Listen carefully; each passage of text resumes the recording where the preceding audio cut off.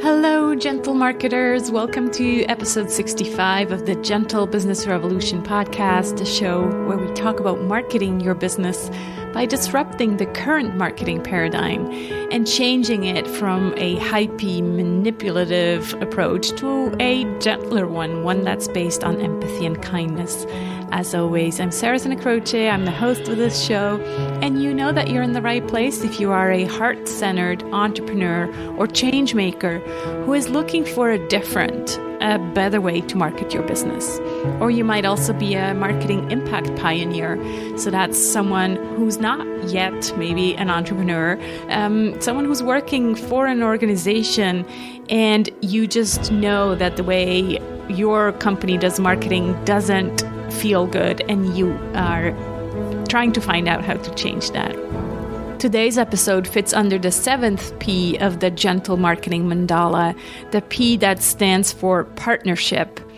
And if you don't know what kind of mandala I'm talking about, you can download your one-page marketing plan in the shape of a mandala at sarahsenecroce.com/one page, the number 1 and then page.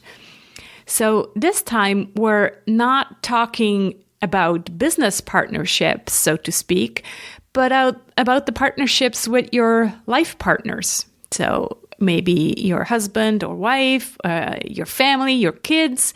So this episode will resonate with you if you live with other people in the same household, partners, and especially younger human beings. As you might know, I have 2 boys myself, and my business really grew up at the same time as my boys did. When I started my business in about 2006, 2007, I'm saying about because it's kind of a bit foggy because I was we just moved to California. My husband got a job transfer, and so I had to first settle the kids in preschool and kindergarten. And they were very small.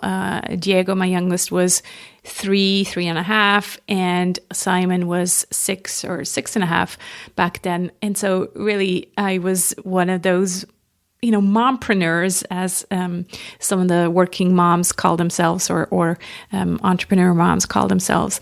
And so, every year my business grew at the same speed maybe as my kids, because every year, there was an hour or 2 more of independence because they spent some more time at a preschool or daycare or whatever. So, this definitely... I can definitely relate with my guest today, who talks about working parents. So my guest today, as I said, is Sarah Argenal, and she's dedicating her work life to helping working parents find balance. Sarah is on a mission to eradicate the burnout epidemic that's crushing working parents so they can finally enjoy these precious years of their lives. With over 2 decades of experience in areas such as psychotherapy, professional coaching, and complex project management in global law firms, she offers a sustainable and long-term approach to personal fulfillment for working parents. She's the founder of the Argenal Institute, host of the Working Parent Resource podcast, and author of the bestselling book, The Whole Self Lifestyle for Working Parents, a practical 4-step framework to defeat burnout and escape survival mode for good. She has been featured in publications such as NBC News, Healthline, Thrive Global, Working Mother, and PsychCentral, and is a frequent guest on business and parenting podcasts around the world. She lives in Austin, Texas, with her husband and 2 sons. In this episode, we address, for example, how as entrepreneurs, everything is related, and how we feel about our life, our personal life, and how we feel in our personal relationships, partnerships, also always reflects on our business. We also talk about how compartmentalizing our lives, basically separating personal life and business life, is really exhausting. And yet that's what a lot of us have been doing and maybe still are doing.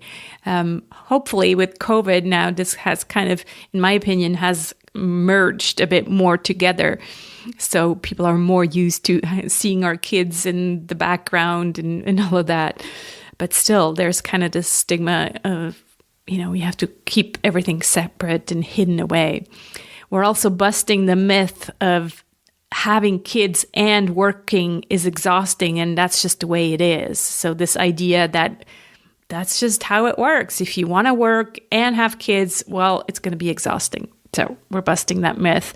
We're kind of creating a new definition of work-life balance and how that could look like in 2021 and going forward. Sarah explains her typical life day. So compared to her typical work day, I called it life day, and so much more. So without further ado, let's listen to Sarah Argenal. Hi, Sarah. So good to talk to you. Hi, Sarah. Thanks for having me on the show.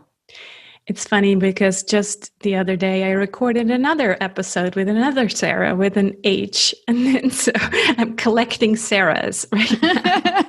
There's a certain generation where, I think so many of my classmates when I was a kid, it was like there were 5, 6, 7, 8. Yeah. There's a generation there. Yes, exactly. So I'm so glad to have this conversation with you on this show. And when we talked offline, you told me that you just published your new book called The Whole Self Lifestyle for Working Parents.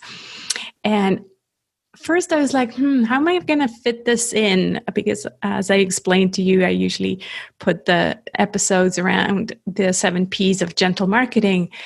And then as I was looking at the mandala, I'm like, wait a minute, it's all about partnership. It's all about partnering with, those who are closest to you, your family members, your husband, your kids. So when I suggested that to you, you're like, yeah, that sounds good. So here we are. Yeah, I'm excited to talk about how what you do and what I do overlap, because I find, so many people when they're talking about their business or, the work that they're doing, their career, often we feel like we need to compartmentalize those things. And so much of what we do at work comes from, how we feel about our lives. And so much of that comes from the relationships that we have and our own feeling of well-being and our sense of self-awareness, all of that stuff. So yeah, I feel like there are a lot of parallels. Yeah, definitely. Yeah, just the idea of the whole self, right? That says it all. And we'll definitely unpack that. But let's kind of start with you, because I feel that usually when we write a book, there's some kind of seed incident or some particular passion that led to you writing the book. So I'm curious what it was for you. For me, I had a lot of thoughts in my mind that were swirling around for years. I started doing this work back in 2013. I was working at a law firm at the time as a project manager. My background is actually in psychotherapy and coaching, though, and teaching, mediation, those kinds of personal development areas. And so I went back to work after having my first baby, and I had a 3-hour commute. I lived in San Francisco. My husband and I we were going nonstop, as so many people out there are still doing these days.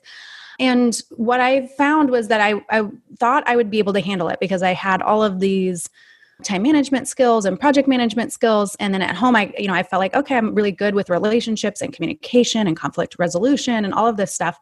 And I, within a couple of months of going back to work, had a meltdown where I realized, I'm going to have to be making some changes here. I cannot maintain this level of work and focus and drive and ambition. And, just like I need to just rearrange some things in my life to reprioritize my son and my marriage, myself, but without, sacrificing the work that I'm doing as well.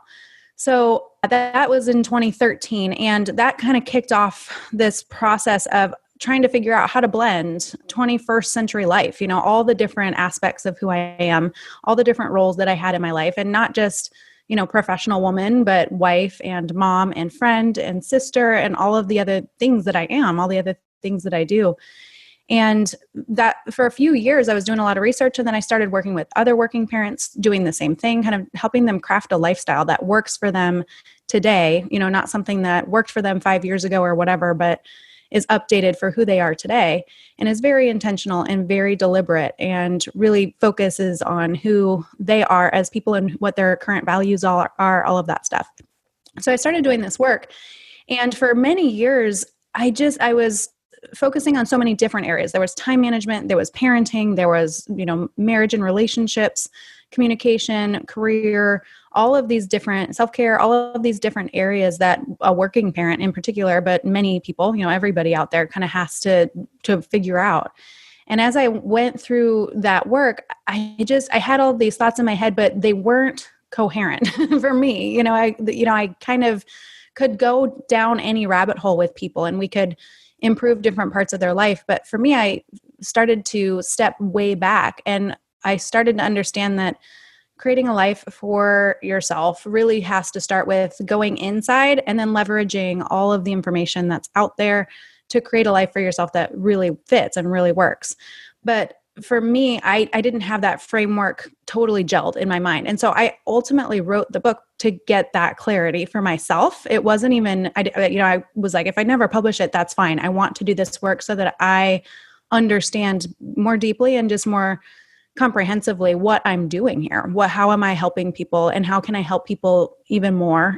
What is the biggest impact that I can make? And so that was the ultimate reason for writing the book. And as I went through that process, it really helped me just clarify the value that I can help bring to other people, but then also even just for myself, like it's a process and a framework that I apply to my own life too. So that was kind of the original reason for diving into that kind of project.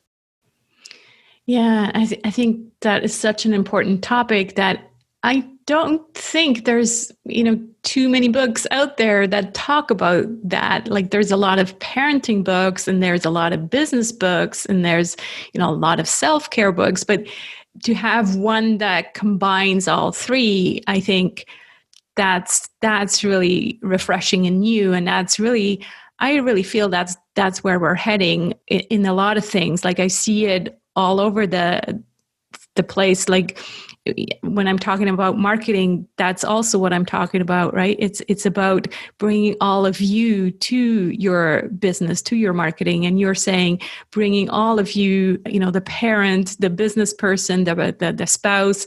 So really showing up whole, I feel like that's becomes so much more important for people. They don't want to put on any masks. I talk a lot about masks in my upcoming book. People don't want to put up masks anymore, and they don't want things to be hidden also. Like think about politics for a minute, right? Like people want transparency. Would you agree with that? Yeah, absolutely. And the way I've been able to kind of wrap my mind around it is, when I was growing up, I call my life, or, the life that I had as a child, an analog childhood, where it wasn't digital. I was born in 1980. So we grew up without all of the cell phones and all the devices. I didn't even have a TV in my home growing up. We were outside a lot more. It was just a much simpler time. And now we're just inundated all the time with alerts and information and opinions and what everybody else in the whole planet is doing and research. And just anything you want is at your fingertips, which I think is a really wonderful thing in so many ways. But instead of us knowing how to use that information and apply it to our lives in a really effective way, we're being controlled by that information. And kind of what also has happened is I think back in the day, back in the 50s, 60s, 70s, even into the 80s and maybe 90s, we were able to compartmentalize our lives a lot more easily. We could go to work. We leave the house at 9 a.m. and we get to work and we put on that work hat. And when we're at work, we're at work. And, we're not getting a bunch of phone calls or text messages or, we don't have a bunch of obligations we have to deal with at home while we're at work. And then we head home and at 5 o'clock, we take off our work hat, we put on our parent hat or our husband or wife hat or whatever, and we get to be at home. And then we can just be there and be at home and not worry about work. And that's just not the world we live in anymore. And I think a lot of people, there's that whole conversation around work-life balance. And to keep it separate like that and to try and frame the conversation around, okay, do you have equal parts home and family, versus work in your life? Is that working for you? I feel like we need to upgrade the conversation a little bit for the 21st century and understand that we no longer have that really natural boundary between different parts of our lives. We all day long are doing all the different things. And so I think it does become exhausting to do that context switching, where it's like, okay, I've got my work hat on now. Oh, I got to go answer an email from my kid's preschool. And then, oh, got to put that back on for the meeting over here. And when we're going back and forth like that so quickly, if we have a mask on, if we are operating from a facade, if we have a professional demeanor that we feel like we can't mention our family or we can't mention our kids, or vice versa, when we're at home, if we can't check an email or we can't focus on a project, that does create a whole lot of extra stress, and it depletes our energy and our brain waves and all of this stuff in so many ways that I think we're making our lives so much harder just by trying to maintain all of those facades. Yeah. So yeah, I think trying to integrate it all is actually going to be easier for people. It's like, it seems harder because it seems like you're juggling so many things all at once. But when you can show up as your whole self, and that is, I agree, kind of the point of what I've been working on. It's like we all kind of have to show up to everything we're doing as who we are, and we kind of need to know who that is. And that's a hard thing to explore when we're as busy as many of us are. It reminds me of that video that was pre-COVID, where I think it was some kind of news agent reading the news in his room, in his office, and then all of a sudden the kids crawl in, and then the nanny crawls in and pulls at the kids. No, and it would just be really funny, to kind of reflect upon what's changed since then, because right now we've gotten so used to seeing everybody's home, everybody's mess, everybody's kids and dogs and everything, that I honestly feel that these couple of months, a few more months, have actually really helped us with that idea of not separating so much the work and the life, if you will. What do you think? I totally agree. When I wrote this book, this was last year, 2019, and I was writing the book, and one of the biggest obstacles I had come across when I was working with, especially, ambitious professionals, either entrepreneurs or corporate professionals, just anybody who has been really focused on their career for most of their lives, the biggest obstacle I had was convincing them that it was okay to integrate all of the different parts of their life, or that it was okay to set boundaries at work, or to ask for some flexible work arrangement, or even if you're an entrepreneur, to kind of take a step back and have other people help you and outsource. And a lot of people, like, anytime I would talk about, you don't know, this isn't necessary, like this hustle and this exhaustion and this constant driving, like, you can enjoy your life in a lot of ways. That doesn't mean you aren't doing things or you're not putting an effort, but you can enjoy it. And a lot of people, when I talk to them, especially parents who, my population that I specialize in is working parents, a lot of those people just believed, it was kind of a myth that, oh, this is just the way it is. Like, if I want to have kids and, and also have a career, I'm just going to be burned out. I'm just going to be stressed out. That's just part of the deal. I've made my deal with the devil, and I'm going to accept it and just kind of get through my day as fast as I can, just sort of power through. And I was alarmed. It was universal. I very rarely came across people who didn't believe that, who, even people who left corporate to go get a more balanced life, they were sort of repeating a lot of those same habits in their own business that they were building. So I agree. I think that it's become a lot easier for people just overnight. We've had to now start working from home, or we've had to start accepting the fact that our coworkers have lives outside of the office. And I think that that's a really positive thing. It's sort of, a lot of the self-care talk and boundary talk and all of that stuff is really shifting just by necessity, given, the pandemic and the situation that we're all dealing with right now, which I do agree. I think it's a really positive thing.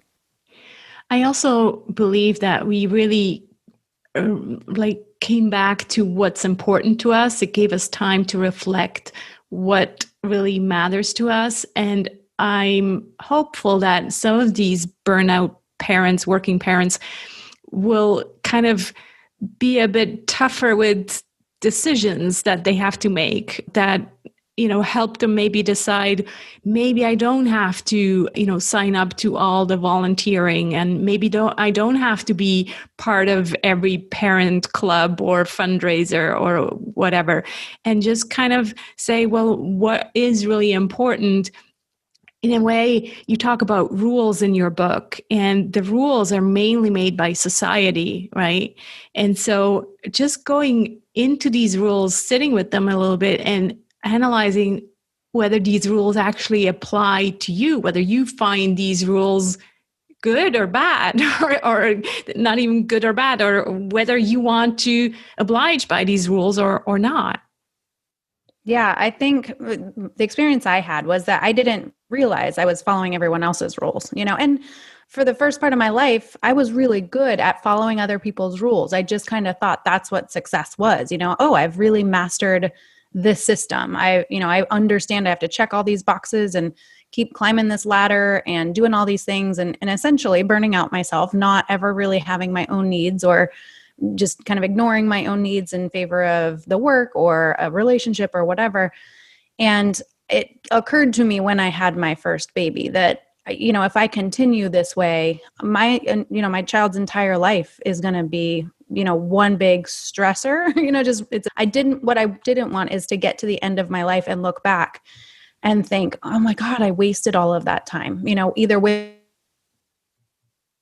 when I was with him, I was distracted, or when I was with him, I was impatient or frustrated or exhausted, or, I had mental health issues because I wasn't taking care of myself, or, my family broke apart because I couldn't maintain my marriage, or, there were so many things that I saw coming if I didn't make changes. And so it became necessary for me to start questioning the rules I was following, like, oh, no, we don't set boundaries here at work. We work in a law firm and everybody just gives of themselves all the time. Like that was very much a cultural message. Yeah. And it was important for me to question it first. And then I had to decide what to do.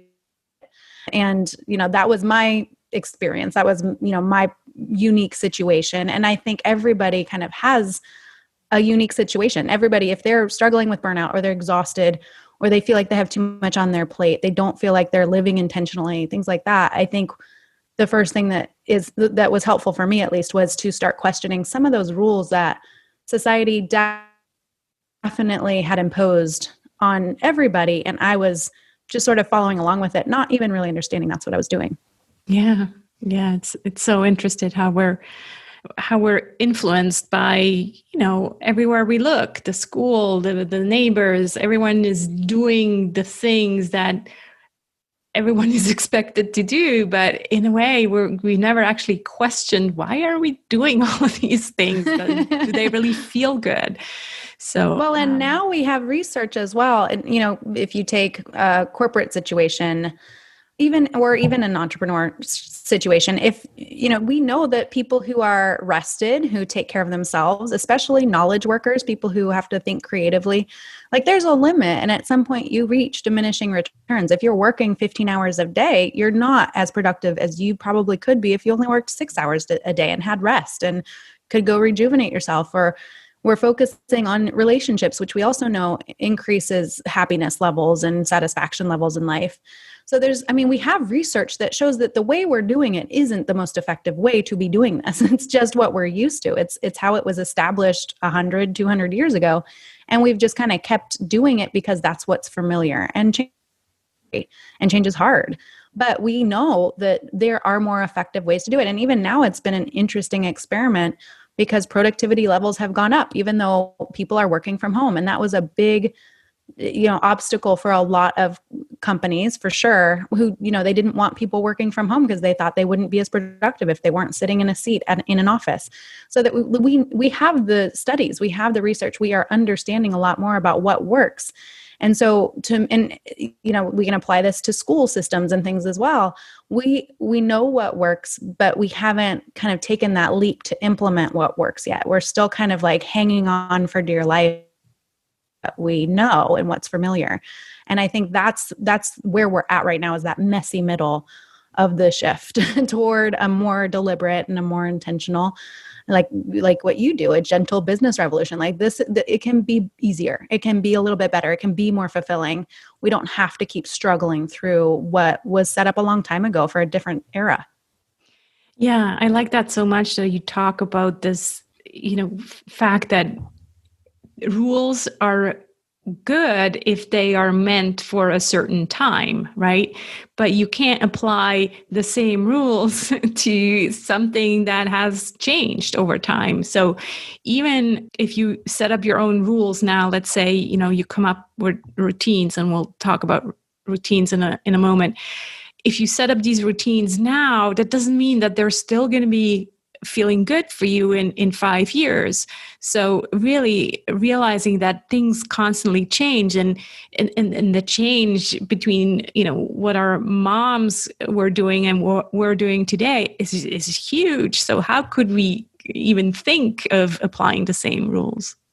Well, even it's funny because I've been having a lot of conversations. My book came out right in the middle of COVID, like a few months into this whole pandemic. Right. And it's been interesting to have this conversation because what I do is I help people evaluate where they're at today, and not just like what are my routines and systems, like that external stuff, but also the internal stuff. Like, what are my values? What's most important to me? And it's funny because I'll talk to people and I'll say, like, what you would have answered to me 6 months ago is different than what you are answering today, most likely. We have a lot of different circumstances to take into account now. Right. And so the idea that we can apply rules, or we can apply a way of being that worked for other people, 50 years ago, is sort of preposterous. And for me, I make it even more personal. And in my own experience, in my own life, what I wanted at 25 or 30 is very different than what I want now at 40 with 2 kids and a business. And, there's everything in my life has changed over the last 5 or 10 years. And so it's not crazy to think that I have changed as well, and I needed to sort of let go of my attachment to who I used to be, or the way I used to operate, or what I thought of myself, or, what I thought my values were, or what I thought my priorities should be. Like, all of that stuff was very set in stone for me before I had kids. And I was really afraid of losing myself, quote unquote. And then when I became a mom and I started integrating a new family member into my life, it occurred to me that I'm like, okay, holding on this tight to who I used to be is really hard. Like, this is not making me happy. This isn't making anybody happy. So maybe it's okay to loosen the grip a little bit. And again, start asking questions. I don't have to change anything if I don't want to, but it's okay to start asking if this is working. And if it is, great, keep doing it. And if it's not working, let's shift it a little bit. Let's try something new. And over time, that's how I've started to operate my life. And it works a little bit better for me. Works a lot better. But yeah, it can be easy to sort of hold on to, well, this worked for other people all these years, or this worked for my best friend, or this is what works for that mom, and so it must work for me, or, this is what worked for that business owner, and so I should apply it too. Like, I think we see so much going on out there. It's really easy to forget to look inside and to forget to use our own, all of our own stuff as the filter for that information. Yeah. And again, there's so much similarity to gentle marketing, because that's exactly what I talk about as well. It's like, instead of looking outside and seeing all the, copying all the cookie cutter templates and approaches and all of that, well, what feels good to you? So really going inward. And the other thing I wanted to mention, since I'm a little bit ahead of you in terms of, the kids, mine are now 14 and 17. It changes again, Yeah, it constantly right? changes. Right now, they're still at home, but they could care less about hanging out with mom, right? Right. But in a few years, they'll move out, and so things will change again. So yeah, it's just constantly reevaluating your priorities, your values, and being curious, staying curious, I guess.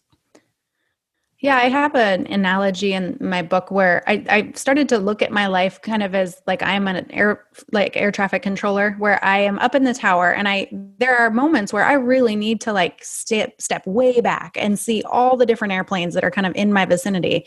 And they're all at different phases, right? Like, some are on the runway ready to take off.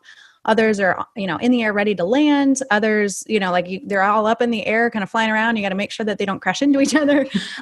You kind of have to step back and get a real big picture view. But then it's really important to be able to zoom way in and focus on that one airplane that's about to land, or that one airplane that's about to take off. And I feel like that's sort of how we have to do it in life too. It's like, hey, every once in a while, I got to step way back and get a really big picture view of what's happening all around, because it's an ecosystem. All of these different pieces of my life impact the others. I can't compartmentalize them. Even if I wanted to, they do impact each other. Yeah. So I need to step back and get a real clear picture of what it looks like right now, because that picture is always changing. It's always moving. But then I get to make really conscious choices and go, okay, this is where my focus and my attention needs to be now. I'm going to go zoom way in there, and I'm going to let the other stuff just kind of hang for a bit. I'm going to let that all just be on autopilot while I go focus on this thing. But then I know I need to zoom back out to make sure nothing's going to crash or nothing's going to, there's not going to be trouble.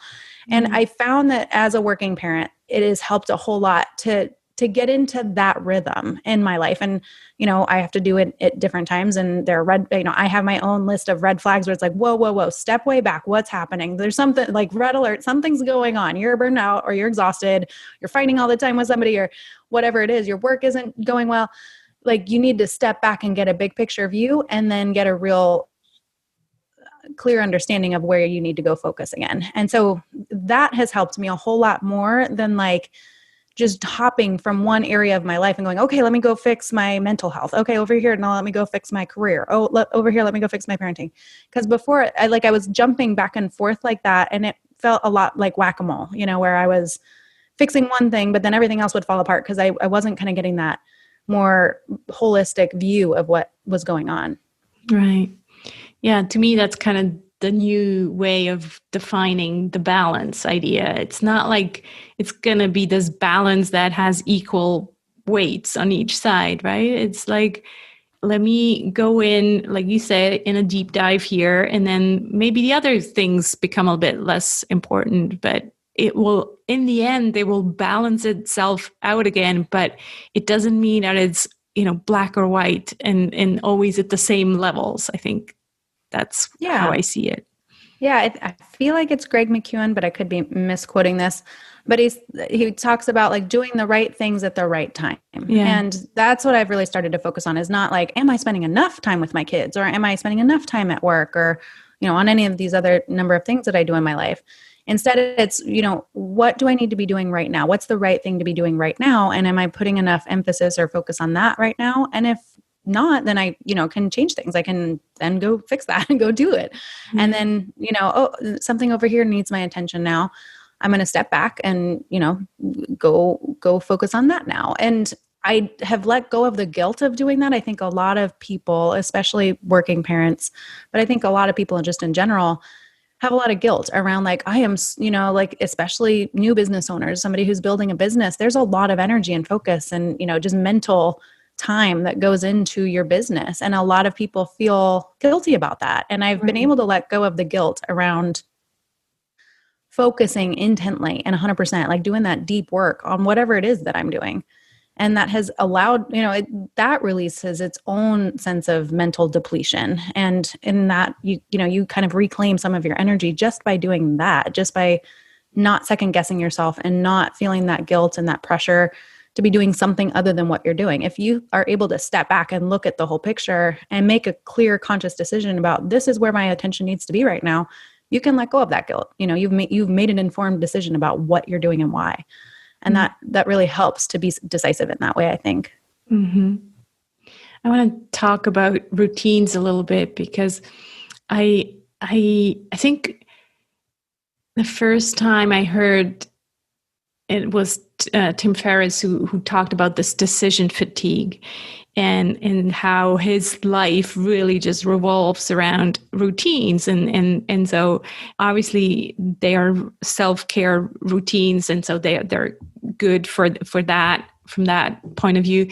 But then this idea of just having, a few less decisions to make every day, that made so much sense to me, especially since we're talking about, burnout and having all, like as moms, we have so many decisions to make already. And so just kind of having these routines to just know this is what I do. This is who I am. This is what I do. So I'd love for you to share some of your routines. And again, really for the listeners, it's not about copying exactly, this is not a prescription. You need to find your own routines. But I think it's always nice to hear what other people do. So what kind of routines have you built into your day, Sarah? Well, I started homeschooling my kids about a year before this pandemic hit. So we were kind of already in this groove. And what I've discovered with little kids, because I've read all the books and everything about routines, and I'm somebody who likes structure and I like kind of having predictability, and I think that's helpful for kids. But what I was doing early in parenthood was I was trying to force like a schedule on all of us, and this is what we do from this time to this time, and this is important to do first, and then we can do that. And it was stressing all of us out in a lot of ways. And there was a lot of conflict, and there was, a lot of power struggle with my kids and all of those things. And so I've actually I do put in like some structure around our day, but I have gotten into really just like feeling the flow a lot more than abiding by a very strict routine or schedule. So in general, what my schedule looks like, or what our routine looks like at our house, is we wake up around 7 a.m. or so. I do use an alarm now, but for the last year or so, we've kind of just been waking up whenever, usually it's when my youngest son wakes up, because he wakes up the whole house. And then we have breakfast. We kind of get ready for our day. I get some of the school stuff prepared for my older son who's in second grade and my younger son who's in preschool. And I asked my son, which one do you want to do first? You can do math, you can do reading and writing, you can do science or art. I have a whole list of different subjects for him, and he gets to choose, like, right now I feel like doing math, so we're going to do math. And so we do one subject that takes usually around an hour. We have a break. They do movement. I check in on work stuff, maybe clean up the house, or, just kind of putter around, do that sort of thing. And then we, after a break, do a second subject. And so our morning is really around homeschool and school stuff. And I kind of check in on emails, or, I don't do anything like deep work related. And then after lunch, or, we'll have lunch, I then kind of get into a little bit more work. I spend maybe a couple of hours writing an article, or doing, working with clients, or recording a podcast, or, doing my work. And my husband is now home. He was working offsite, but now he's here. So he can kind of like tag in and do some subjects with my kids in the afternoon. They can play outside. My older son has like a little group where he meets his friends online, and they play Minecraft together for a couple of hours every day. So he's having some social time doing that. And sometimes, though, we'll go to a skate park one morning, and all of that goes out the window, and we kind of just fit it in the afternoon instead. Or some days I have more calls than other days. And so then we kind of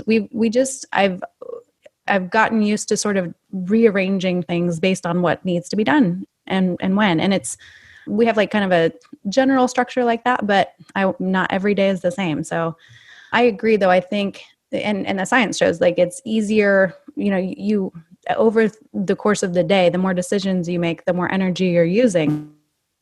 So the more decisions you don't have to make, the more energy you'll have throughout the day. So I like that idea, but I've also started to really, what works for me is to kind of have a general idea of how this day is going to go, and to go with like the energy of the home, of my energy, what needs to be done in my business, but then also where my kids are at. Sometimes they're super into doing school. Other days, we need to get creative, and they're still learning, but they're doing other projects. And we kind of adapt to that as we go along. I'm curious where you build in your self-care, like the time for yourself. Is that at night then? Well, so this is what's confusing for a lot of people. I've constructed my life in the way that you and I are talking about. All day long is self-care for me. I love the work I do. I love writing. I love talking on these kinds of conversations. I love sitting and like really like spending hours working on a project for my business, putting a class together, or writing my book, or, things like that. I love doing marketing. I love having conversations with people on social media. All of that stuff is fun for me. My husband and I have our time in the evening. We make dinner together. We're around each other now all day, every day. So we have amazing conversations. We'll sit out on the back porch at night, usually after bedtime, but sometimes even when my older son's still awake, and we'll just, have a glass of wine, and we'll talk. And we have a beautiful backyard, and we live in Texas, so it's nice and like cool in the evening. I also have a lot of friends here that I pretty much talk to all throughout the day on a text message chain. So we are constantly like joking around and laughing or getting advice about things that are, we need help with or whatever. I'm constantly talking to friends all throughout the day. Same with my mom and my sisters.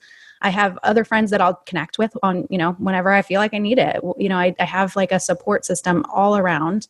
I also work out. I have a home gym, but then also, we go and play outside or go for walks or, go swimming and, go explore our town and just, I mean, it's just integrated in every moment of my life, really. Like I have constructed my life in a way where I don't have to escape from it. I don't have to like heal from it. My life is rejuvenating. My life is fun for me. And that's kind of the part where it's like, I adapt as I go along throughout the day. I'm not like, doing so many things throughout the day that I exhaust myself to the point where then I need to go take like an hour for self-care, or whatever. It's like self-care just is my life, right. And vice versa. My life is self-care. So it's hard for people to understand because it's not 5 years ago. It's not hard to understand, but I think you were missing all of this information in describing your day, right? Because to me, it sounded like all you're doing is taking care of the kids and working. So now I'm like getting the full picture, and that's the whole self, right? It's that's exactly like wow. That's what's okay, so hard. She's like having a beautiful day, right? Yeah. When I think routines are so important, but I also feel like they're so personal and they're so unique for each person. And so it's hard for me. I'm like, gosh, I mean, it'll take me an hour to describe all the things I do throughout the day, but none of it feels overwhelming or exhausting to me. It all feels really fun and exciting and interesting. But it wasn't that way. 5 years ago, I would have had an entirely different answer to that question. Right. And I would have been like, no, I need to deliberately like insert time for my own self-care. There's, it's critical necessity. And now but that took me years to kind of like change my life or refine my life. And I've made all these different decisions so that I could have a life where I'm like, oh, no, like self-care is just part of my whole day. Like doing homeschool for my kids is fun for me. It's super creative. I get to connect with them. We're joking around. We're doing science experiments. We're being curious and answering questions. That's fun for me. That's not hard. That's not me taking care of my kids and it's a giant, obligation. To me, that is, I want to be doing that. It's super fun. And then same thing with my business. It's really interesting work for me. I really love it. I feel like I'm on purpose. Like all of those things might sound really exhausting or whatever, but to me, that's what fills me up. And I've made choices in my life to make that happen. Right. Yeah. No, I'm not saying that, there's anything wrong with not having these self-care moments. It was just not clear to me where you built in like the glass of wine with your husband, the exchanges on, Messenger with your friends. Those are self-care moments, right? Yeah, absolutely. So I think it's important for people to understand that that's part of it. And again, maybe for our listeners, they do like to have the self-care. Like for me, I'm such a doer. Yeah. I had your life, and yet I needed more of the being. I needed the, self-care moment in the morning, the meditation, because I needed to be in the just being and not doing. So I think everybody, and I think that's also the beauty of our work, yours and mine. It's not about, follow this recipe and you'll be happy. You need to find your own happiness, and you need to just become more aware of what you're currently doing and whether you're happy. And then if you're not, well, go inside and figure out what's wrong with what you're currently doing and why you're not happy. And then find the things that make you happy. For you, it's homeschooling. For me, homeschooling would definitely not make me happy. For a lot of people right now, I hear. So it just depends, it's right? Not the case. Yeah, I agree. And I also, what I've noticed too, is that it also shifts and changes. It's like, oh, I feel the need for a little more structure right now. Or, oh, I feel the need for a lot less structure because, with two little guys running around and all this energy, is like, you know what, we need to be like able to go with the flow, or like that has changed just throughout my life. So even, it's hard. Like whenever I hear even other people describing their routines or their systems, I think it's really helpful to hear that stuff to have inspiration and to be like, oh, I guess I could do that. Or, oh, maybe that would work for me. Let me try it. I think that's helpful. I think where we get into trouble is when I was a new mom, I was reading all the books, all the parenting books and all the, business owner books and all of the things and everything. And again, this is why I love what you do. Everything was so prescriptive, and I felt like I would be a failure if I wasn't implementing what that person who seemed so happy or so successful was doing. And so when I would try it and it didn't work for me, I blamed myself, and I was like, oh, I better just try this better or faster or harder or whatever. And that's been the biggest lesson for me in both parenting and in business and all the different areas of my life is, these are all options and possibilities. These are not requirements or obligations, and I think it has been helpful to make that distinction for myself. I think that's kind of one of the biggest problems with books such as Miracle Morning or these prescriptive books where all of a sudden we all have to be morning people and you have to do like 3 hours of meditation and get everything done before everybody else gets up. And so I'm sure like everybody tried that and it's like, how come I'm more exhausted than ever? Well, I tried it when I was a new mom and I was like, but I was up until 4 a.m. with my baby. And now I have to get up at 5 and do all the meditation and all the things. And so I'm like, okay, I've got to adapt this for me and my life. Yeah. And right now, with a newborn, hey, what works for me is like these little fringe moments all throughout the day, like little pockets of time. I need to like grasp that and take advantage of it. And so that was what worked for me 3 years ago, and now I have more flexibility or more time. It's like as my life adapts and changes, then I can adapt and change that routine or those needs. And as long as what I need is getting met, then I kind of, it's like everybody else, I want everybody else to do what works for them, but I don't need to look at that and feel like that's the only thing that will work for me. I think that we have so many possibilities, which again, I think it's so great that we have kind of this insight into what all these people are doing, or we have these books that will offer guidance. But I think it's really easy to be like, oh, they're saying this is the way to do it. And so if I don't do it this way, I'm doing it wrong. And so I just need to do it better the way they're doing. Like it's okay to let go of those expectations of ourselves, I think. Totally. I think we need to wrap this up. We could just keep going, but I want to, leave people with your book basically, because that's I think what the next step is. So please do tell people where they can find you, find your book. And I think you also have a workbook, right? I do, yeah. So the book is called The Whole Self Lifestyle for Working Parents. And that is available on my website at argenalinstitute.com. And I do have a whole library of different guides. And one of them is sort of a sample, like a taste of the whole self lifestyle. The book itself is, the whole shebang. And it's meant to be something that people can work through on their own. And it has a companion workbook with it. And then on my website, I have kind of just a taste of different things that you can, if you're curious and interested in learning more about that, that's all available for people. And there's also a podcast there as well. Wonderful. Yeah. I've been on your podcast. Maybe we'll link to that episodes in the show notes as well. Wonderful. This has been delightful. Thanks so much for coming on to the show, Sarah. I always end with a last question. What are you grateful for today or this week? Oh, this just right now and this time, I'm just grateful for my health and the health of my family. I think we're lucky so far. And that's a lot of gratitude for that. Wonderful. Thank you so much for coming on to the show. Thanks for having me. I hope you enjoyed this conversation with the two Sarahs and got some inspiration and maybe even take away a few tips on changing some things in 2021. Please check out Sarah's website at www.argenalinstitute.com or look for her book, The Whole Self Lifestyle for Working Parents, wherever books are sold.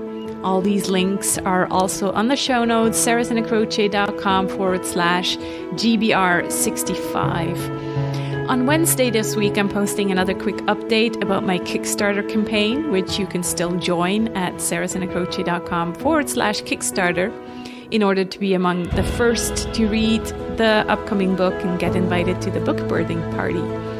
And next Friday, it's already Christmas, and I'll end this year with a solo episode, a final book update, and a gentle business outlook for 2021, kind of the trends I'm seeing and how I'm wanting to enter this new year. I hope you'll join me on this journey to a kinder marketing paradigm. One of the ways you can do that is by joining a growing community of gentle marketers that meets on Zoom once per month to discuss gentle business and marketing topics. Via the Kickstarter campaign, you can get access to this group at a very reduced price right now, only $90 for the whole year, including the book, plus one monthly call with other gentle marketers. Over 30 people have already joined, and I know 70% of them, and I know that these will be very deep conversations among gentle souls. It's really in a community that change happens, and I'm excited to see what kind of change we can make happen. If what we're discussing on this podcast resonates with you and you like the idea of belonging to a tribe of like-minded individuals along your journey, then we'd love to have you join us. You can find out the details at sarahsanacroce.com/circle or sarahsanacroce.com/Kickstarter to find out about this special Kickstarter only offer right now. So I hope you'll join us, and until then, let's be the change we want to see in the world. Speak to you next week.